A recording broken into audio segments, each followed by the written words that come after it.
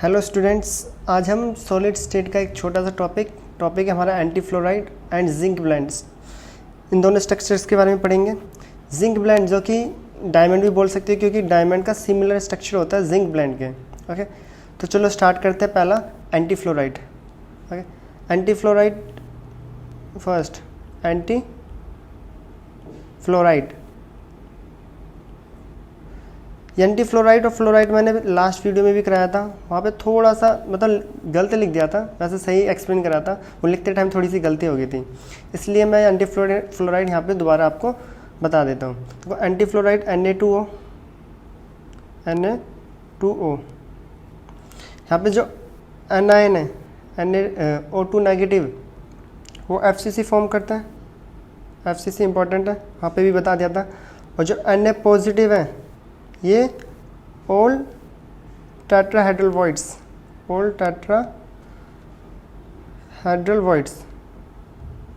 Form करते हैं। Okay, ये फ्लोराइड का अपोजिट होता है, बिल्कुल फ्लोराइड का अपोजिट। अगर मैं यहाँ पे देखो स्ट्रक्चर ड्रॉ करूँ तो ये क्यूब है,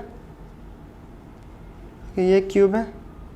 FCC क्या होता है कि atom present at each corner and each faces. देखो कॉर्नर्स वाले पहले मैं ड्रॉ कर देता हूँ। यहाँ पर 1 2 3 4 5 6 7 एंड 8। ओके, और ये फेसेस वाले इनको मिला देते हैं, ये अबव वाला और ये बिलो वाला। ये O2 नेगेटिव है और यहाँ पे जो Na2 पॉजिटिव है वो टेट्राहेड्रल वॉइड्स। ये एक बॉडी डायगोनल है और हर बॉडी डायगोनल पे 2 टेट्राहेड्रल वॉइड्स प्रेजेंट होते हैं। और एक क्यूब में 4 बॉडी डायगोनल होते हैं, तो टेट्राहेड्रल वॉइड्स कितने हो गए? 8। ओके, जो कि मैंने पीछे भी एक्सप्लेन कर दिया था। अगर मैं यहाँ पे बोलूँ कि number of O2 negative ion FCC form कर रहे हैं तो 4 होगा, कॉमन सी बात है। और number of Na positive ion कितने होंगे? देखो ऑल टेट्राहेड्रल वॉइड्स 2 टाइम्स होता है FCC के, मीन्स 8। ओके, लास्ट वीडियो में भी सही एक्सप्लेन करा था, बट यहाँ पे लिखते टाइम थोड़ा ऊपर नीचे हो गया था, इसलिए ये वीडियो मैं दोबारा बना देता हूँ इस टॉपिक की। ओके, अगर यहाँ पे हम कोऑर्डिनेशन नंबर की बात करें, कोऑर्डिनेशन नंबर ज़्यादा टफ नहीं है, बिल्कुल ईजी सा है। ओके, कोऑर्डिनेशन नंबर किसकी? Coordination number of O2 negative and coordination number of Na positive. अब यहाँ पर देखो Na पॉजिटिव क्या है? टेट्राहेड्रल वॉइड्स बना रहा है, और टेट्राहेड्रल वॉइड्स के सराउंडेड कितने एटम होते हैं? 4। ये तो हो गया 4। और O2 नेगेटिव, ये FCC, देखो ये रहा FCC वाला। ओके, यहाँ से 8 क्यूब्स शेयर हो रही होती है, और एक एटम देखो, एक टेट्राहेड्रल ये सराउंडेड है, तो ऐसे यहाँ पे 8 हो जाएंगे, जो कि मैंने लास्ट वीडियो में फिगर के थ्रू पूरा बता दिया था। ओके, इस टाइप से 8 ड्रॉ कर लेना कि 8 बन जाएंगे। ओके, ये कितने? 1 2 3 4 5 6 7, ये 8 इस टाइप से। तो यहाँ पे कोऑर्डिनेशन नंबर कितना हो जाएगा? 8। तो ये इंपॉर्टेंट है काफ़ी।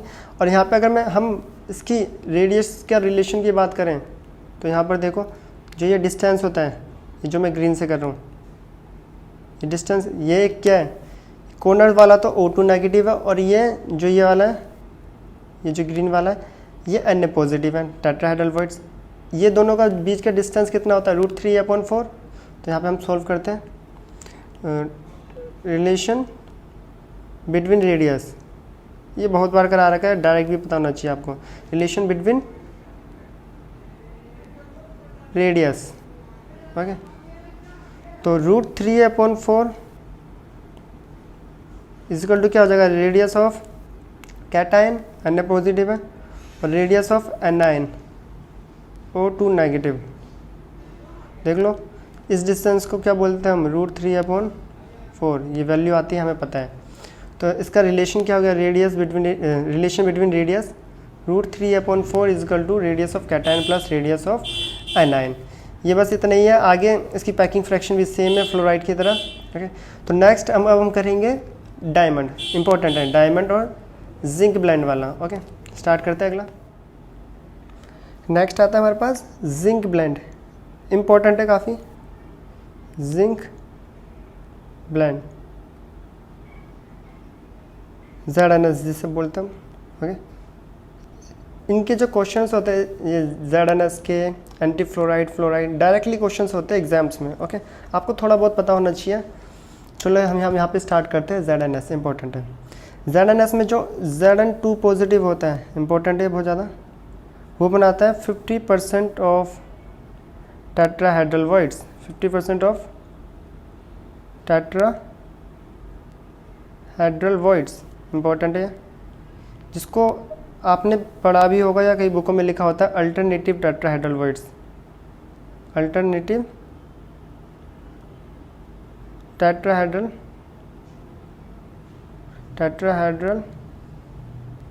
वॉइड्स। ओके, 50% टेट्राहेड्रल वॉइड्स, कुछ बुकों में ये अल्टरनेटिव टेट्राहेड्रल वॉइड्स भी लिखा होता है। और यहाँ पे जो S2 नेगेटिव है, एनाइन, वो FCC फॉर्म करता है, FCC। ओके, तो FCC फॉर्म करता है। चलो ठीक है, अब इसके निकालते हैं number of atoms, means number of Zn2 plus की बात करूँ तो कितना होगा। तो नंबर ऑफ Zn2 प्लस, देखो एक मिनट, सेकेंड है number of S2 negative. FCC में कितना होता है S2 नेगेटिव, 4 S2 नेगेटिव होंगे कि 4 एटम होंगे।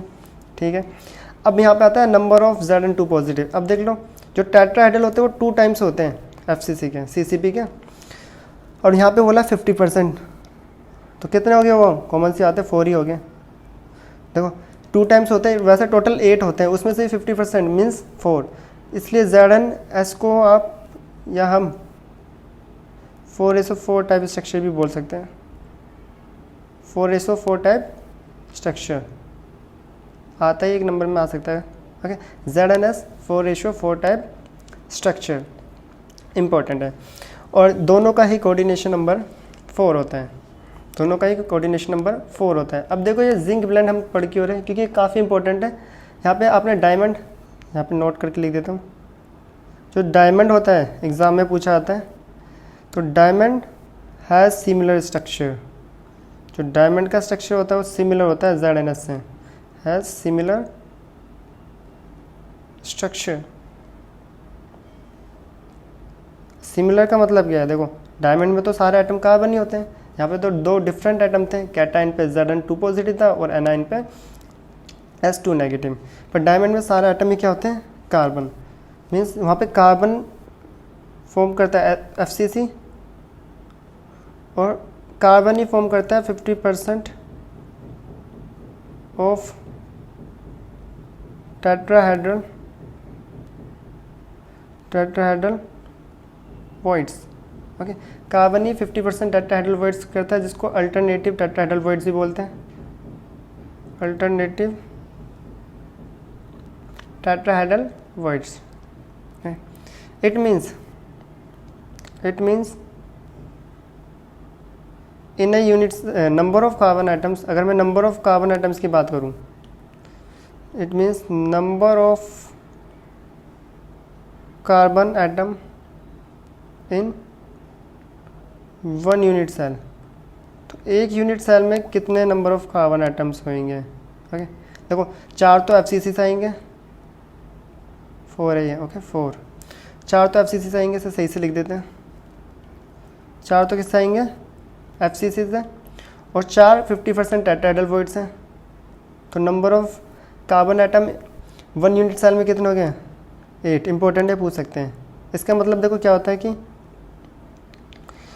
a unit cell of diamond, a unit cell of diamond contain, एक डायमंड यूनिट सेल में कितने एटम होते हैं कार्बन के, 8 कार्बन एटम। ओके, तो ये इंपॉर्टेंट है, पता होना चाहिए कि एक डायमंड में कितने नंबर ऑफ कार्बन एटम्स होते हैं। तो वो कितने होती हैं, 8। ओके, ये हो गया, इसके नंबर ऑफ एटम्स निकाल लिए। देखो यहाँ पे दोनों ही कार्बन होते हैं, इसलिए FCC भी कार्बन बनाएगा और 50% टेट्राहेड्रल वॉइड्स भी कार्बन। अब यहाँ का इसका रिलेशन भी निकाल देते हैं, रिलेशन बिटवीन रेडियस। तो नेक्स्ट पेज पे रिलेशन बिटवीन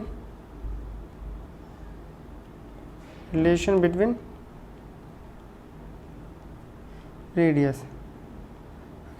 ये सब चीज़ आपको डायरेक्टली भी पता होनी चाहिए। ओके, रेडियस का रिलेशन देख लो। ये एक क्यूब बना रहे हैं हम यहाँ पर, ये क्यूब, यहाँ पे कार्बन ही FCC बना रहा है और कार्बन ही अल्टरनेटिव टेट्राहेड्रल ओके। तो कार्बन ही कॉर्नर्स पे ओके सभी, और ये फेसिस पे भी इसको मिला देते हैं फेस वालों को, ये रहा अबव वाला, ये बिलो वाला, और कार्बन ही अल्टरनेटिव टेट्राहेड्रल। ये बॉडी डायगोनल है, ये रेड कलर में जो यहाँ पे ड्रॉ कर रहा हूँ ओके। इस पे टेट्राहेड्रल अल्टरनेटिव, ये टेट्राहेड्रल मान लेते हैं ग्रीन वाला, ये भी कार्बन ही है। तो यहाँ पे रिलेशन निकालना है, मतलब मीन्स यहाँ पर ये देखो इन दोनों रेडियस के बीच का जो रिलेशन है क्या होगा, ये भी कार्बन है वो भी कार्बन है। तो ये हमें पता है √3/4 होता है, बट यहाँ पे इम्पोर्टेंट देखो, तो यहाँ पे क्या होगा √3a/4 इज इक्वल टू, ये एटम भी कार्बन है, कार्बन 1, और ये भी कार्बन है, ये वाला एटम भी क्या है, कार्बन। तो ये भी radius of carbon plus radius of carbon, important है ये चीज़। तो यहाँ पे क्या हो जाएगा √3a/4 equal to 2 radius of carbon. तो रेडियस ऑफ कार्बन का फॉर्मूला क्या हो गया, √3a/8। तो ये इंपॉर्टेंट है बहुत ज़्यादा ओके। रिलेशन डिफरेंट आया बस, तो यहाँ पे रिलेशन क्या आया है, √3a/8। इस पर क्वेश्चन भी आ जाता है डायमंड में, आपको ए दे रखी होगी, रेडियस पूछा जाएगा डायमंड में ओके। तो ये हो गया हमारे पास डायमंड भी कंप्लीट, डायमंड और जिंक प्लांट। अब हम करते हैं इनके बेस्ड कुछ न्यूमेरिकल्स और कुछ क्वेश्चन जो एग्जाम में पूछे जाते हैं, वैसे तो डायरेक्टली ही पूछे जाते हैं, बिल्कुल इजी टाइप के। तो स्टार्ट करते हैं। यहाँ पे फर्स्ट क्वेश्चन है, in zinc blende the percentage of tetrahedral voids occupied by Zn2+ ion is 25%, 50%, 75% and 100%। देखो अगर ये आपने ये टॉपिक्स पढ़ रखे हैं ओके, तो इनके जो क्वेश्चन होते हैं वो डायरेक्टली पूछे जाते हैं, डायरेक्टली जितने भी जो क्रिस्टलाइन कंपाउंड से जो हमने पढ़े हैं, NaCl, CaCl, ZnS, फ्लोराइड, एंटीफ्लोराइड, इनके जितने भी न्यूमेरिकल्स या क्वेश्चंस आते हैं वो डायरेक्टली आते हैं। जैसे कि यहाँ पे भी बोला है, जो जिंक ब्लेंड में tetrahedral voids occupied by Zn2+, कितनी परसेंटेज होती है, अभी पढ़ा था Zn2+, 50%। तो बताओ इसमें कुछ टफ था, ये डायरेक्टली पूछा गया हमसे, option number B okay. Directly आते सारे क्वेश्चंस। नेक्स्ट वही कॉपी है same. How many tetrahedral voids are occupied in diamond. देखो इस बार नाम चेंज कर दिया, डायमंड बोल दिया है, और हमें पता है डायमंड और जिंक ब्लेंड दोनों सिमिलर होते हैं। तो यहाँ पर भी जो टेट्राहेड्रल वॉइड्स कितना होगा, 50% ओके। तो डायमंड का इस टाइप से क्वेश्चन आता है, तो बस आपको याद होना चाहिए कि जिंक ब्लेंड से सिमिलर होता है डायमंड। यहाँ पे भी ऑप्शन बी। अब नेक्स्ट क्वेश्चन करते हैं, नेक्स्ट क्वेश्चन थर्ड, ये भी डायरेक्टली क्वेश्चन है, सेम ही है एक तरह से। In which of the following compounds the cation are present in alternative tetrahedral voids. Cation alternative tetrahedral voids ZnSe होता है इनमें। ये तो देखो CF2 वाली वीडियो हमने करा था, ये भी NaCl भी पढ़ रखा है, और Na2O ये तो अभी पढ़ा था। इसमें सिर्फ ZnSe में जो कैटायन होता है, बी ऑप्शन, वो 50%, अल्टरनेटिव बोल लो या फिर 50%। देखो यहाँ पे जो वर्ड है वो अल्टरनेटिव बोला है इस बार, और हमने अभी पढ़ा है अल्टरनेटिव हो या 50%, दोनों का एक ही मतलब है। तो यहाँ पे आ गया अल्टरनेटिव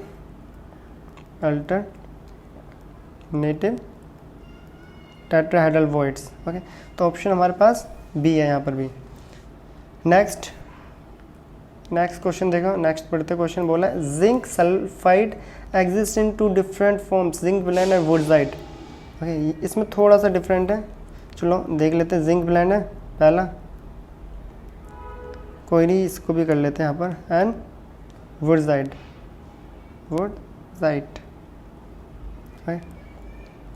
तो इनके बारे में आपको पता होना चाहिए। देखो ये तो अभी पढ़ा हमने, इसमें Zn2+ क्या बनाता है, 50%